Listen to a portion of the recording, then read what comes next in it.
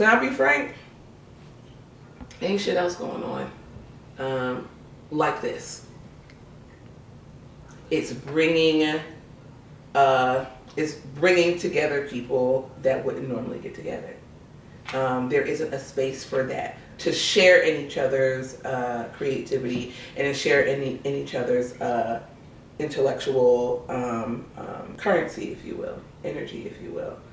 I've never ever experienced a bookstore on that level where I didn't want to leave and I didn't need a book to stay. Yeah. I think that was the biggest part. Like, I didn't feel like I had to have a book to be in this space. I felt like this space was the book. Yeah. Like, it's already a story in itself. So if I do pick up a book, that's the added bonus. But just being in this space, just knowing that this space exists and how it made me feel, I think was like added to my story of life.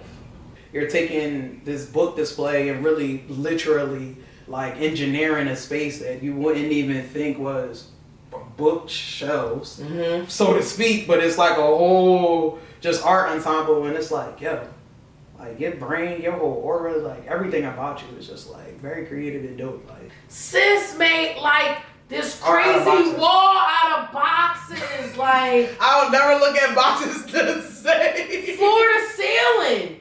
When a space is being created to center Black stories, Black narratives, Black people, Black faces, Black art, Black words, Black sounds, centered for us, by us, it becomes very, very uncomfortable. Why is that? We don't get the opportunity to share enough. We don't have enough spaces. There aren't. Try as we might, we don't have enough spaces. There aren't enough spaces, and we're creating more spaces for Black and brown folks to share their stories, to say what they need to say, to heal. And mental health, like in our community. So with the writer's room, I feel like because of its connection to art and music and literature and bringing all of these different mediums under one roof, it kind of like knocks down those barriers of like, yo, this is corny, or this is only for this type of people, or only if you look like this or act like this, then you're a part of this. And it's like, no, like you got people young and old, you got people with different types of backgrounds, you got people who's into music, who's not into music, you got people who write, who don't write, like all of these different people and different things under one roof. And it's kind of like making it acceptable and cool to like be as nerdy and as open and emotional and whatever you need to do to get it out, whatever it is. That's the writer's room. Philadelphia is known for having the musicianship, for having the sound, for having this culture that has created different genres of music. And there's just a lack of identity in music and art in this city right now. And the writer's room is single-handedly tapping back into the soul and culture of Philadelphia, Pennsylvania. So to be able to create and curate an event where you're able to tap into the soul and culture of the city, it's not, is the writer's room good or is it needed? It's beyond necessary. There's something that one of my mentors taught me. The stage is earned. It's not just given to you. It's not a right or a privilege.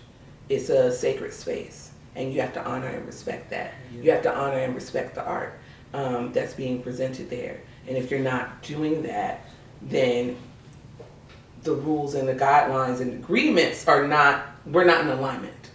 You gotta be aligned. It's not an open mic, like point blank period. Number two, in order to be regarded by other writers as a writer, you really gotta be writing. Like, do your peers recognize you as an elite writer to be able to be in conversation? Go study, go do your homework, and then have a conversation. And there are plenty of open mics. This is just not it. And why does it have to be it? This is just something different. How about you come and support? How about you offer your support and how you could assist?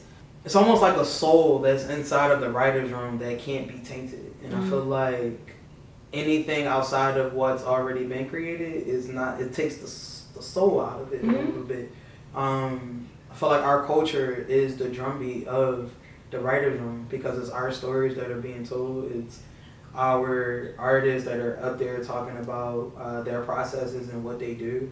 And for the audience of the writer's room, for the people who are coming, these are stories that they've never heard before, unlike any other way that they've heard it before, and it's only going to be heard and understood in the sense of people that understand. You're also unlearning certain things about Black people. You're unlearning certain things about POCs, and you're unlearning certain things about yourself that you didn't even realize as a non-Black person, as a non-POC, was here, that existed here. Right. So you're also being educated, in this space. When you come to the writer's room, come to be entertained and feel good, but also come to learn something and be open to change and be open to becoming a better human, because that's what we're all working towards. Yep. Like that first show, we knew that the loft was too small. Yeah. Like from the first show, people were standing in the back, like trying to just find a comfort spot just to witness what was happening. Yeah. I come across talented musicians, but I don't come across great performers. Two totally different things. You say that again? Like two totally different things, right? So like when you have talented performers and great singers, great musicians, great rappers, great singers, great poets, great violinists, great drummers, like when you have all of these things under one roof, under one stage, it's like, yo, okay, like, yeah, no, I need to come back here. Like, this is where I need to be. Some people, I can look at their face right now and be like, yo, you've literally been at every show. Like, every single last show. Like, that says a lot.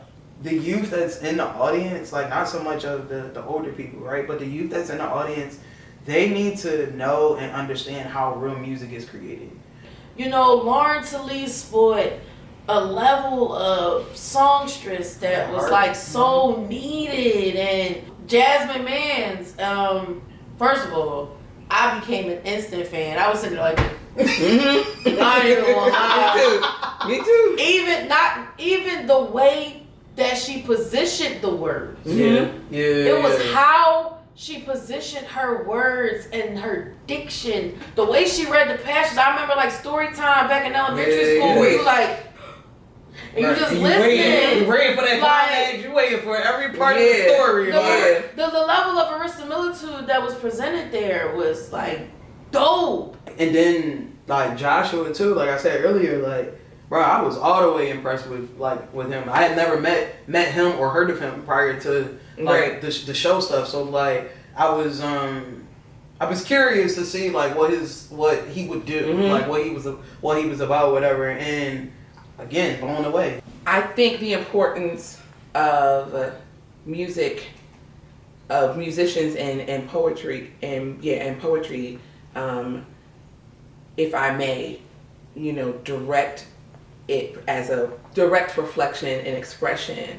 of KHEMIST, of who he is, and what he does.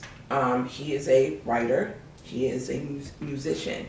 And I think colliding those worlds together is really a testament to what is being done with the writer's room, and people can be a part of that.